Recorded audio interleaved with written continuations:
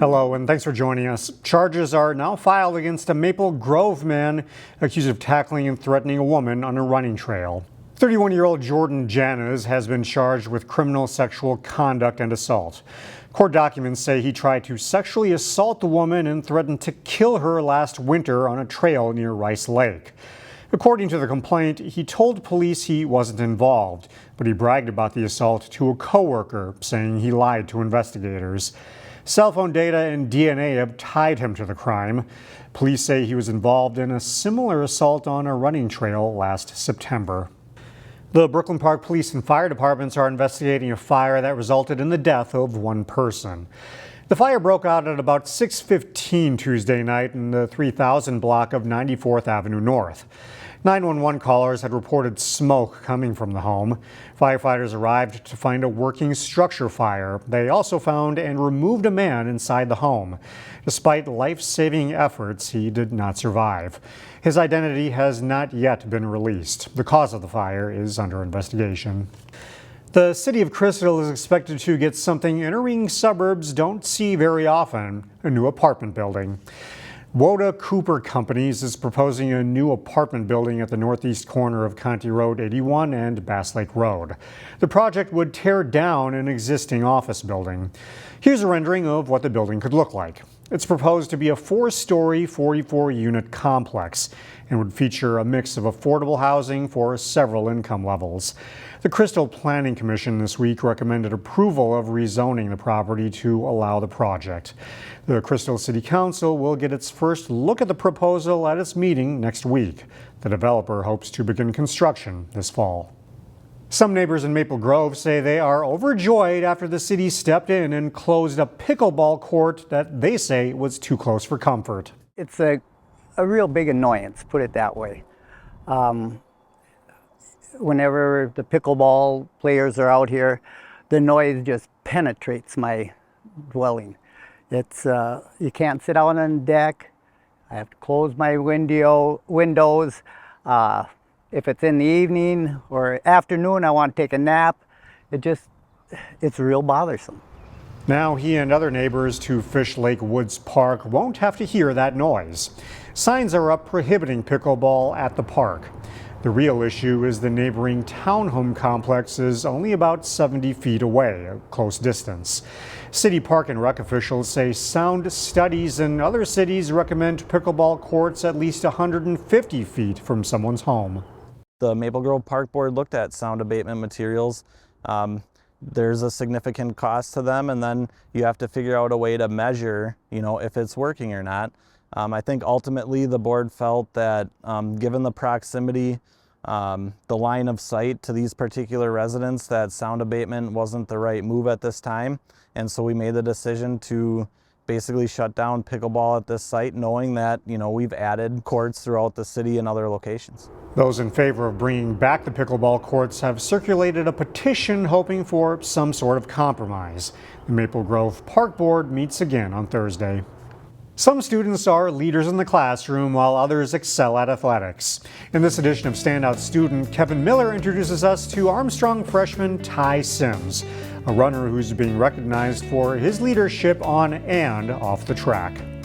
I hold myself to a high standard. I always want to be a good student on field, off the field, in school, out of school. As a sprinter, let's go! We don't have a lot of time! Ty Sims is always pushing for more. I like learning new techniques and getting feedback from my teammates to tell me what I could be doing better. His coaches think he's got potential. I like him. I like him a lot, like what he's doing. Very hard working for a ninth grader to come in and contribute is tough, but he's on that borderline of, in question to be a varsity athlete someday in the future. And on the sidelines, very athletic, very funny, and just a great kid all around. There we go. Love you. He's got a special cheerleader. Very proud. I'm always on the sidelines yelling and rooting for him and recording.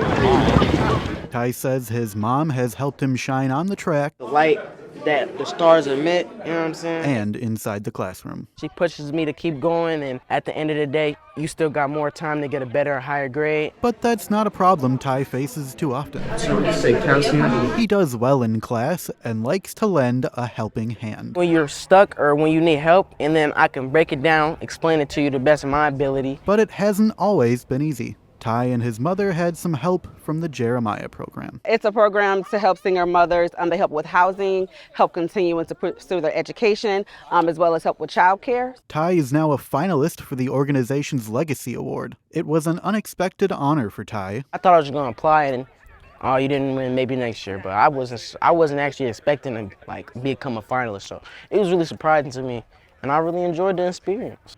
In Plymouth, Kevin Miller, CCX News.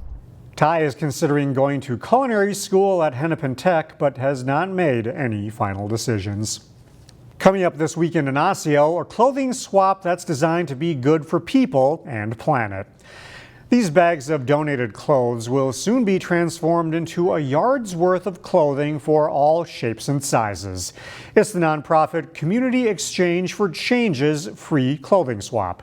Founder Danielle Nolan Eichholt says it's about sustainability and dignity, and all are welcome to her Osseo backyard.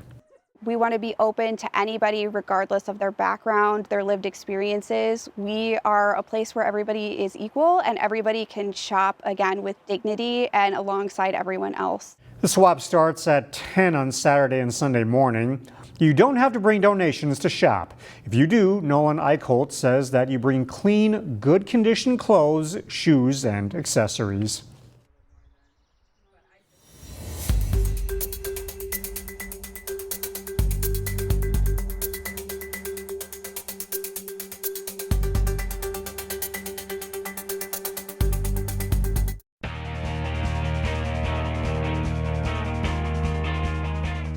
Prior to conference and section meets, the 3 schools in Osseo School District 279 gather for the annual track and field meet. Jay Wilcox has highlights. Osseo hosting as Park Center and Maple Grove visit for the District 279 track and field meet. Starting with the boys 4x800 relay, and Osseo anchor Quinlan Runquist blows away the field to win an 8:32.49. In the girls 4x800, Osseo leads most of the way, but Maple Grove passes late to get the win by about a second over the Orioles.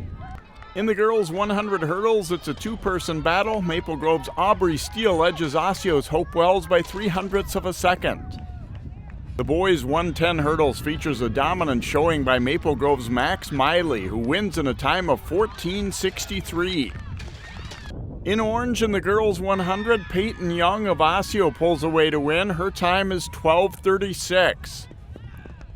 The boys 100 is close. Jack Weigel of Maple Grove edges Robert Pearson of Osseo by 0.05 of a second. To field events, in the girls high jump goes to Maddie Elliott of Maple Grove, who clears 4:11 to win, and she's excited. In the girls' pole vault, Osseo's Lily Brummer clears 8.6 here and later goes 9.9 to win the event.